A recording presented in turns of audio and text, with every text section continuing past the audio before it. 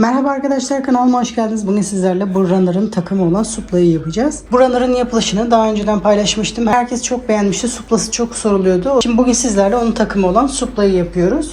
Yaptığım bu suplanın eni bu kenar oyasından bu kenar oyasına kadar 36 santim oldu. Bu ölçülerdeki bir suplaya yaklaşık 150 metre civarında ip gitti. Ben bu suplayı standart bir ölçü çalışmadım. Sıraya göre karar verdim. Benim yaptığım sıralara göre takılı kalmayan arkadaşlar, sizin kullandığınız ip, tığ numarası, el sıklığına göre bu ölçüler değişebilir. Siz istediğiniz ölçüye gelene kadar bunu büyütüyorsunuz. Yaptığım sıralara göre yapmak zorunda değilsiniz. Bu suplada bu kenar detayı hoşunuza gitmediyse direkt bu oya kısmını iptal ederek sadece bu orta kısmını da yapabilirsiniz. Bu kare örtüyü dilediğiniz kadar büyütebilirsiniz. Bunu dilediğiniz kadar büyütebilirsiniz. Büyütmek için şu zincirli sıra ve şu trabzanlı iki sırayı tekrar ederek bunu istediğiniz kadar büyütebilirsiniz. Bunu sizler için bu şekilde koton iple yaptım. Bunu da makrome ipiyle yaptım. İki iple de denedim. Buraları yapım aşamasında makrome ipiyle göstermiştim ama bunu biraz daha geniş çalışarak koton iple çalıştım. Bu suplayı da onunla takım olsun diye koton iple çalıştım. Koton iple daha güzel oldu. Bu videoda büyük kare örtü çalışmadım ama bu örneği büyüterek kare örtü de yapabilirsiniz. Videonun sonunda nasıl büyütebileceğinizi gösterdim. Sırasıyla ip tanıma yapım aşamasını gösterdim. Bu modeli yaparken ütülenebilir ip tercih etmeniz gerekiyor. Çünkü model ütü isteyen bir model. Kanalıma abone değilseniz kanalıma ücretsiz abone olabilirsiniz. Sıradaki videolardan anında haberdar olabilirsiniz. Emeklerimin karşılığını alabilmem için bu videoya bir beğen ve yorum yaparak destek olmadan geçmeyelim arkadaşlar. Bunları hazırlamak hiç kolay değil. Şimdi sizleri daha fazla bekletmeden yapım aşamasına geçebiliriz. Ben yurt dışında yaşıyorum. Yabancı marka ip kullanıyorum. Aynı özelliklerde ipi bulabilmek için bu arkadaki metrajlarına ve özelliklerine bakmamız gerekiyor. İp alırken ipin kalınlığı 2 mm ama %46 koton, %40 polyester, %14 rayon. Bu yüzdelikler iplerde değişebilir. Önemli olan karışım olması. %100 koton olmaması gerekiyor bunu yaparken. Bu tarzda bir makrome ipi alırken %100 koton ya da %100 polyester ip almamaya dikkat ediyoruz. Çünkü bu yumuşaklıkta olması için bu karışımların olması gerekiyor. Bir de metrajlarına da bakarsanız aynı kalınlığı rahatlıkla bulabilirsiniz. 250 gramda 250 metre ip var. Tığ önerisi 2 ile 4 mm arasında. Ben elime 4 mm yatkın olduğu için 4 mm tığ kullanıyorum. İp alırken bu arkayı muhakkak okuyalım. Bu gramaj ve yüzdeliklere bakarsanız aynı özelliklerde ipi rahatlıkla bulabilirsiniz. Ben bazı modellerde bu şekilde karışım olan makrome, bazı modellerde de koton ip kullanıyorum. Bunda koton ip de kullanabilirsiniz. Ben koton deyince bunu makrome ipiyle karıştırılıyor arkadaşlar. Makrome ipi olan karışım olacak ama koton ip dediğim zaman normal %100 koton ip. Makrome ip değil, büklümlü bir ip bu. Bu ip de Türkiye'nin ipi. Bu da %100 koton ip. Bakın kalınlıkları benziyor. Benim kullandığım ip daha büklümlü. Bunun büklümleri yok. Böyle tel tel duruyor. Ama bu da aynı görevi görüyor. Bu ipi de kullanabilirsiniz. Bu karışımı olan makrome ipi. Bakın özelliği aynı. Bu da koton ip. Kalınlığı aynı. Bu bir tık daha ince. Bu Türkiye'deki koton iple örmesi bir tık zor oluyor. Tel tel olduğu için tığ buna takılıyor. Ama yine de o görüntüyü veriyor. Onu da kullanabilirsiniz arkadaşlar. Bu iki ipin de markasını, linkini aşağıda açıklama kısmına ekleyeceğim. Oradan bakabilirsiniz. Ben Amerika'da hobi mağazasından alıyorum iplerimi. Videoda ben koton iple olanını göstereceğim. Bunu istediğiniz iplerle çalışabilirsiniz. Şimdi örneğe sihirli halka yaparak başlıyorum. Sihirli halka yapamayanlar zincirden de halka oluşturabilir. Bu şekilde orta parmağımdan önden arkaya doğru doluyorum. Birleşim noktasından tutuyorum. Bu sardığım ipin altından bir tığımı geçirerek ipi alıyorum. Bu şekilde bir tur çevirdikten sonra bir zincir yapıyorum. Halkamı bu şekilde oluşturuyorum. Bu modelde üçlü trabzanlar yapıyoruz. Şimdi üçlü trabzan için ilk olanını zincir yapacağım. Toplamda 4 zincir yapıyorum. İlk üçlü trabzanım için. Şimdi tığımı 2 sefer doluyorum. Sırasıyla bu şekilde doladıklarımı en son ikisini birlikte yaparak üçlü trabzan yapıyorum. Tığıma 2 sefer doluyorum. Halka içerisinde ipimi alıyorum. İlk ikisini, sonra ikisini, en son ikisini birlikte yaparak üçlü trabzan yapıyorum. Toplamda 5 tane üçlü trabzan yapıyorum. İlk yaptığım zincirle birlikte şu anda 4 oldu. Ve şimdi toplamda 5 oldu. Şimdi ara boşluk için ve köşeler için 5 zincir çekiyoruz. 5 zincir, tekrar tığıma 2 sefer doluyorum. Aynı halka içerisinde 5 trabzan yapıyorum. 1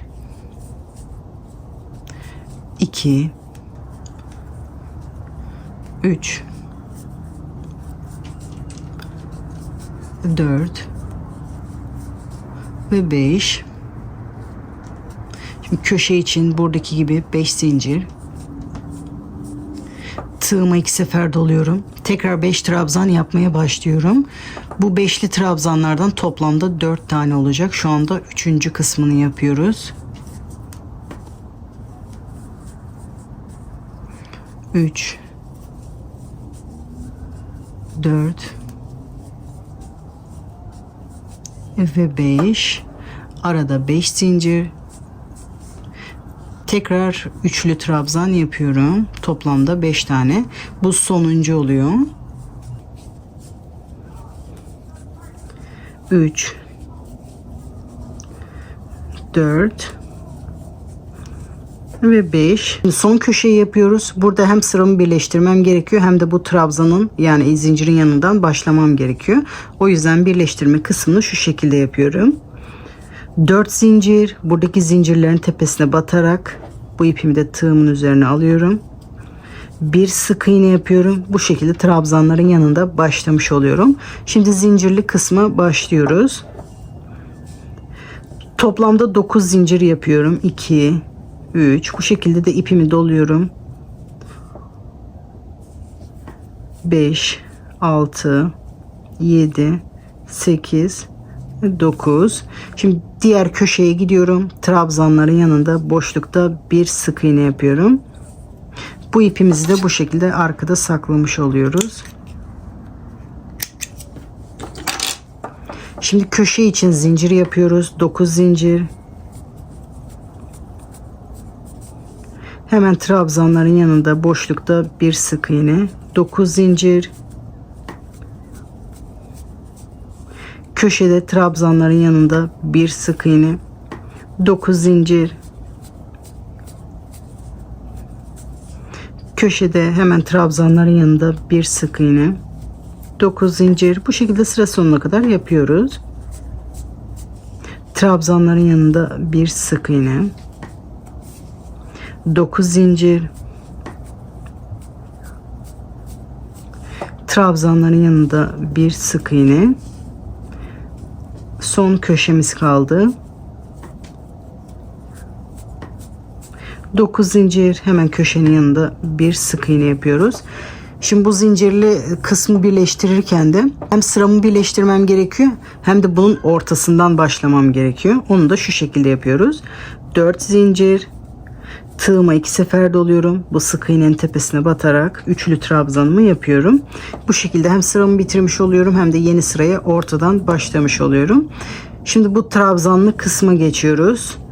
Şimdi bu sırayı yaparken köşelerde 2 tane beşli trabzan yapacağız. Bu başlangıçta yarısını, sıra bitiminde de diğer yarısını yapacağız. Şimdi 4 zincir, tığıma 2 sefer doluyorum.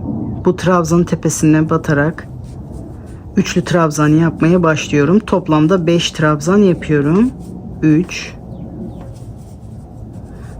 4 ve 5. Bu ilk çektiğim zincirle birlikte toplamda 5 oldu. Şimdi bu düz olan kısımlarda sadece bir sefer bu beşli trabzanlardan yapıyoruz. Tığıma 2 sefer doluyorum. Bu çekmiş olduğumuz zincirin 5. zincirine batarak trabzanları yapmaya başlıyoruz. Toplamda 5 tane üçlü trabzan yapıyorum. 2 3 4 ve 5. Bu düz olan yerlerde bir sefer, bu köşelerde 2 tane bu beşli trabzanlardan yapıyoruz. Sıra başında bir kenarını yaptık. Sıra bitiminde diğer kenarını yapacağız burada. Şimdi köşeye geliyoruz. Köşe işlemini yapıyorum. Hiç zincir çekmeden tığıma 2 sefer doluyorum. Burada 5. zincire batarak köşe işlemini yapmaya başlıyorum. 5 trabzan yapıyorum. 1 2 3 4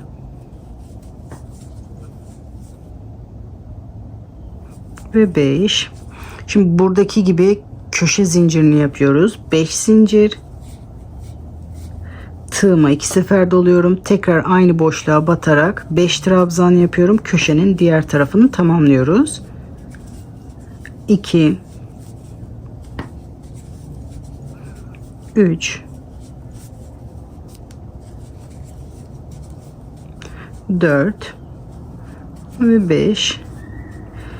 Köşeyi de bu şekilde yapıyoruz. Hiç zincir çekmeden tığıma 2 sefer doluyorum. Sıradaki zincirin 5. zincirine batarak 5 trabzan yapıyorum.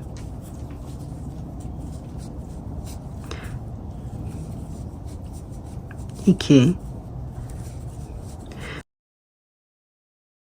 Bu kısmı yaparken sizlerden ricam videoma bir beğen ve yorum yaparak destek olursanız sevinirim arkadaşlar. Bu videoları hazırlamak gerçekten hiç kolay değil. Emeklerim karşılığını alabilmem için bir beğen ve yorum yaparak destek olursanız sevinirim. Şimdi buraya da 5 trabzan yaptım. Hiç zincir çekmeden tığıma 2 sefer doluyorum.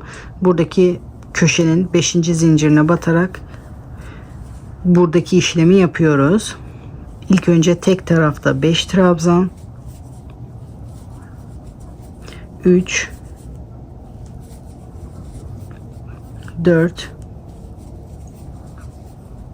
ve 5.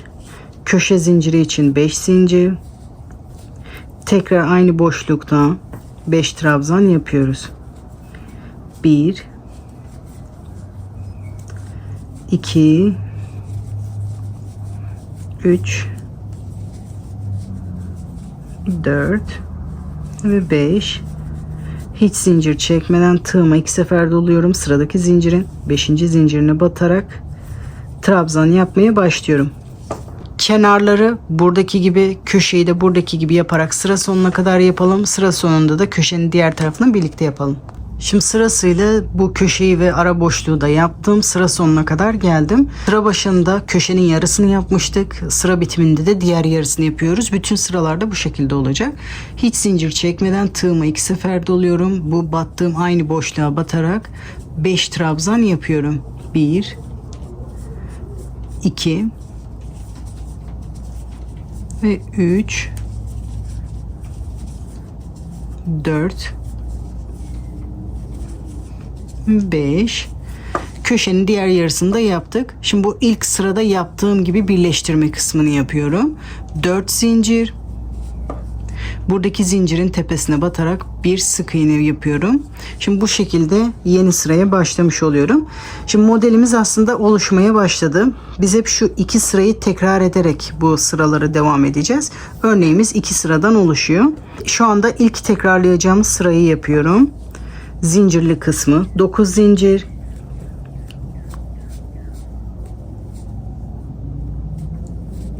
sıradaki boşlukta bir sık iğne, 9 zincir,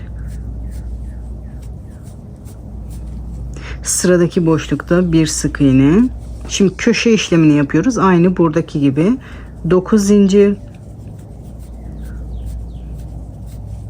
burada trabzanların yanında bir sık iğne, 9 zincir,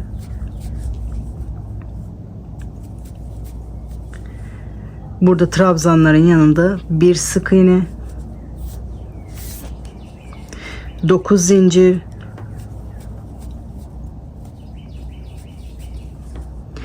burada boşlukta bir sık iğne. Burada yaptığımız gibi ara boşluklarda bu şekilde, köşeyi de bu şekilde yaparak sıra sonuna kadar yapalım. Şimdi sıra sonuna kadar geldim. Aynı burada yaptığım gibi sıramı birleştiriyorum. 4 zincir, tığımı 2 sefer doluyorum. Buradaki sık iğnenin tepesine batarak üçlü trabzanımı yapıyorum. Yeni sıraya aynı buradaki gibi başlıyorum. 4 zincir, tığıma 2 sefer doluyorum. Burada trabzan tepesinde toplamda 5 trabzan yapıyorum. Şimdi zincirle birlikte 2 oldu. 3 4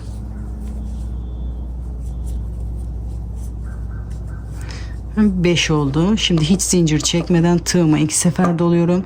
Sıradaki zincirin 5. zincirine batarak 5 trabzan yapıyorum. 2 3 4 ve 5. Şimdi bu aradaki zincirlerde sırasıyla bu şekilde beşli trabzanlar yapıyoruz. Köşede 2 sefer yapıyoruz. Hiç zincir çekmeden tığımıza 2 sefer dolayıp sıradaki zincirin 5. zincirine batarak bu şekilde trabzan yapmaya başlıyoruz. Gördüğünüz gibi hep şu 2 sırayı tekrar ederek bunu büyütmek istediğimiz büyüklüğe kadar büyüteceğiz. Ben her sırada sırasıyla başında ve sonunda göstereceğim. Şimdi bu sırayı da kenarlarda bu şekilde, köşelerde de bu şekilde 2 tane beşli trabzanlar yaparak sıra sonuna kadar yapalım. Sıra sonuna kadar geldim. Normalde yaptığım gibi sıramı birleştiriyorum. 4 zincir. Burada zincirin tepesine batarak bir sık iğne yapıyorum. Şimdi zincirli sıraya başlıyorum. 9 zincir.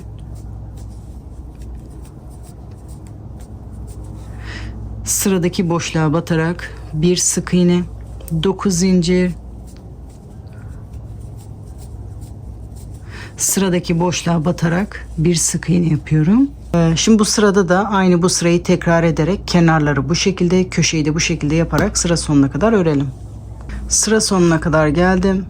4 zincir, aynı buradaki gibi sıramı birleştiriyorum. Tığımı 2 sefer doluyorum. Buradaki sık iğnenin tepesine batarak üçlü trabzanımı yapıyorum. Şimdi yeni sıraya aynı buradaki işlemi yapıyoruz. 4 zincir.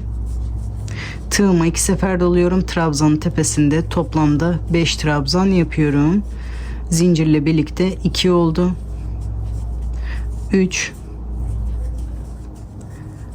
4 ve 5. Hiç zincir çekmeden buradaki işlemlerin aynısını burada yapıyoruz. 5. zincirin içinde toplamda 5 trabzan yapıyorum. Bunu da bu şekilde sıra sonuna kadar yapalım. Kenarları buradaki gibi, köşeyi de bu şekilde yaparak sıra sonuna kadar örelim. Şimdi ben orta kısmı bitirdim. Siz bunu daha büyütmek istiyorsanız büyütebilirsiniz. Bu haliyle 27 santim. Kenar oyasını da ekleyince büyüyor. Siz bunu orta kısmına daha sıra eklemek istiyorsanız ekleyebilirsiniz. Benim ipimin kalınlığına göre bu orta genişliği şu anda iyi. Oyayı yaptıktan sonraki olan ölçü de benim için iyi. Sıra eklemek istiyorsanız şu son 2 sırayı tekrar ederek bunu biraz daha sıra ekleyebilirsiniz. Şimdi birleştirme kısmı aynı. 4 zincir. Bu zincirin tepesine batarak bir sık iğne yapıyorum. Şimdi oya kısmına geçiyorum. Şu kısmı yapıyoruz. 9 zincirle başlıyorum. 1, 2, 3, 4, 5, 6, 7, 8, 9. Tığıma 2 sefer doluyorum. Buradan 5. zincire batıyorum. 5. zincire batarak üçlü trabzan yapıyorum.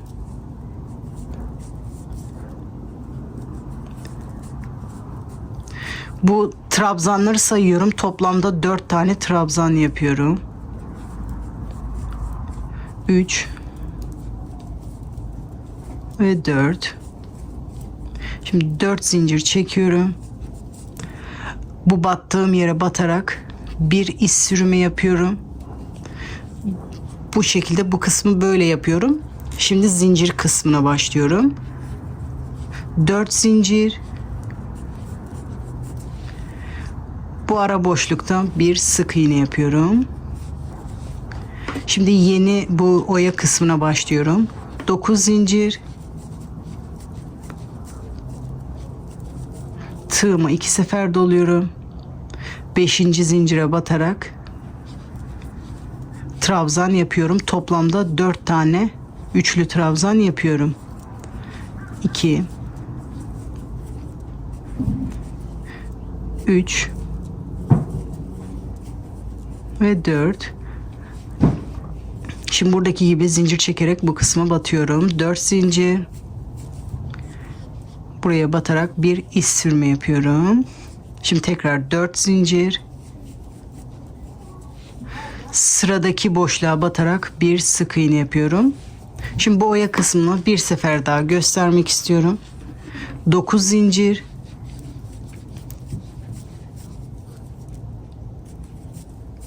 Tığıma 2 sefer doluyorum. 5. zincire batarak üçlü trabzan yapıyorum. 1 2 3 dördüncüyü de yaptım. Şimdi kenar zincirini yapıyorum. 4 zincir, bu battığım yere batarak bir iz sürümü yapıyorum. Tekrar 4 zincir. Bu ara boşluğa batarak bir sık iğne yapıyorum. Kenar oyasını yaparken aynı işlemi tekrar ederek köşeye kadar yapalım. Köşeye kadar geldim. 4 zincir. Burada trabzanların yanında bir sık iğne yapıyorum. Şimdi tekrar aynı oyayı yapıyorum. 9 zincir. 5. zincirde üçlü trabzan yapıyorum. 3 tane.